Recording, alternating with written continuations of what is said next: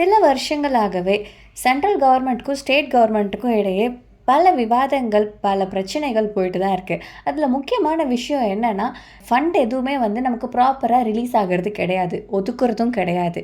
இதை பற்றி பல கேள்விகள் வச்சாலும் அவங்க வாயை திறக்கிறதே கிடையாது. பல பிரச்சனைகளுடைய தீர்வை நம்மளே உருவாக்க வேண்டியது தான் அப்படின்ற சுச்சுவேஷனுக்கு தள்ளப்பட்டிருக்காங்க. ஏன்? சரியாக ஒரு மாதத்துக்கு முன்னாடி தமிழ்நாடு கவர்மெண்ட் நம்மளுடைய பட்ஜெட் லெட்டரில் ரூ அப்படின்ற சிம்பிளை மென்ஷன் பண்ணியிருந்ததுக்கு எதிர்த்து பலரும் பல குறைகள்ல இருந்து குற்றங்கள் என்ன சொல்லணுமோ எல்லாத்தையும் சொன்னாங்க.